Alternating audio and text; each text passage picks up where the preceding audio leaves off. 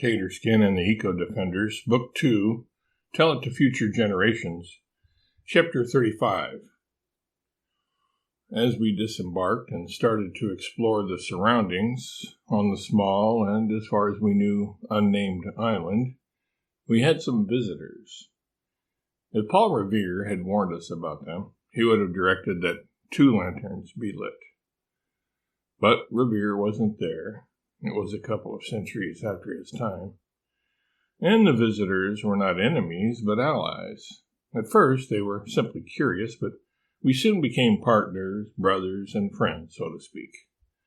They were a pod of Amazon River dolphins, an aggregation of manatees, a holt of giant otters, and a candle of tapirs.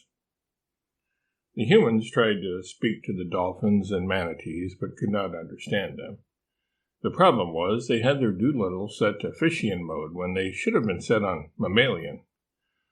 Once that confusion was cleared up, all of us, including the humans, had an interesting chat with them. We explained to them what had brought us there and what we had previously accomplished.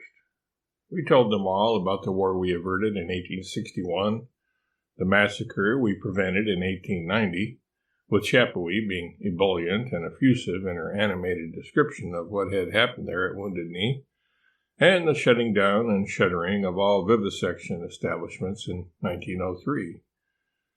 This caused the manatees to clap their flippers and the dolphins to swim back and forth, hurtle themselves out of the water, twist their bodies in the air, and emit some high-pitched whistles and staccato clicks. This was how they expressed their joy over what we had accomplished. What they said can be roughly translated as, "Yippee! Yeehaw! Hallelujah!" and "Boy, howdy!" Our recounting the events from 1911 at the Triangle Shirtwaist Factory were a little anticlimactic at first, until we told them about the fire that would have incinerated and smokeified 146 human souls, and untold others, had we not been there to prevent it from happening. The river dwellers were only back in full celebration mode, though, when we told them about an adventure on our previous campaign, when we put an end to poaching in Africa. On hearing the specifics of our exploits in regards to that, more flipper clapping and water splashing was in order, or so thought our new colleagues at any rate. That brought us down to the present. So why are you here now? Here in the Amazon, in 1978, I mean. What are you setting out to accomplish? Asked Hugh the manatee. The world will be greatly endangered if the pollution and deforestation of the Amazon is not halted, Albert replied. Greedy commercial interests have told the world that they will make life better and easier by mechanizing and automating as many things as possible, and to do so they must strip the earth clean of all its resources. But we've been sold a bill of bads. Life on earth will get worse, and finally unsustainable, if we don't reverse this trend. The swimming mammals wondered if Albert was a little bonkers. Was it truly that bad? They looked at Ravel and Chapoui, whose gestures and facial expressions indicated dead seriousness and their complete agreement with what Albert had said. We, too, the animal members of the Eco-Defenders, let these river animals know that what they were hearing was no exaggeration. We had to act, and act quickly. They were then much more amenable to accepting the urgency of the situation, but still wanted to know more. What's deforestation? Boto the dolphin asked. You can think of it as the poaching of trees, Albert replied. What do you mean by that? Asked No Better the otter. The trees of the Amazon rainforest are chopped down, usually illegally, which, among other bad effects, destroys the habitat of many of the animals of the forest. And, as if that's not bad enough, the world's weather is also adversely affected. Albert went on to tell them about the detrimental effects of large-scale ranching, farming, and mining, in addition to the logging already mentioned. Soon enough, the dolphins and manatees declared themselves ready, willing, and able to help us in any way they could.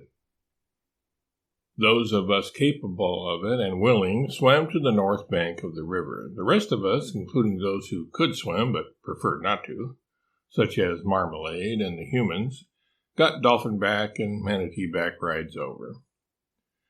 I guess I should plainly report that they got dolphin and manatee rides over, but since people say horseback when riding a horse, these were the words that came to mind. To be more analytical about it, though, the appended back part of those words seems superfluous. For where else on the animal would you ride? On their stomach? On their tail? On their head? Obviously, you're going to be on the horse's back when you're riding it, not on their forehead or muzzle or ankles or elbows. And the same goes for riding a dolphin or a manatee, although they don't have ankles or elbows anyway. As for Rovette and me and the pups, we dog paddled across the river. The elephants swam across. So did the rhino. This may surprise you due to their girth, but both types of animals can indeed swim. The elephants, when necessary, use their trunks as snorkels so as to be able to breathe without the necessity of breaching. Hippos love being in the water and can swim as well as anybody. They may look a little ungainly, but they don't drown, and they get where they're going, and that's all that really matters, right? Rinky also swam. Duck-billed platypuses prefer being in water than out of it, the same as hippos. After making sure Marmalade was safely aboard a dolphin, Stripes and Rory and Jubitus jumped right in too. Although they are cats, they are not averse to water as house cats like Marmalade are. Yuck Yuck jumped in, cannonball fashion, and swam across, lifting her forelegs high above her head one at a time and splashing them violently down, while also churning her back legs as if she were trying to ride a bicycle as fast as she could. It looked clumsy, to be sure, and although she did tip over backward a couple of times, Yuck Yuck did eventually get across. Draco can swim. In fact, bearded dragons will, prior to taking a couple of laps around the pool, inflate themselves with air to make themselves more buoyant. As I said, they can swim, but it isn't their favorite activity in the world, so Draco opted for a ride on a manatee. She always preferred getting rides as opposed to walking or swimming anyway. Ooga can't swim, so he straddled two manatees and they ferried him across. And so it was that, via either assisted transport or self-propulsion, we all made it safely across the river. Terry and Falcona flew across, Alexis too. Terry only had to flap her gigantic wings once and then glided to a landing spot smack dab in the middle of the rest of us. She was so proud of her size and her beautiful complexion and classic features, as she put it, that she liked to position herself where everyone else could see her. She shook her pinions to draw visual and oral attention to herself. "Listen up, people," Terry croaked out. She considered her voice to be melodious and pleasant, but in actuality it was anything but. That's just my opinion, though.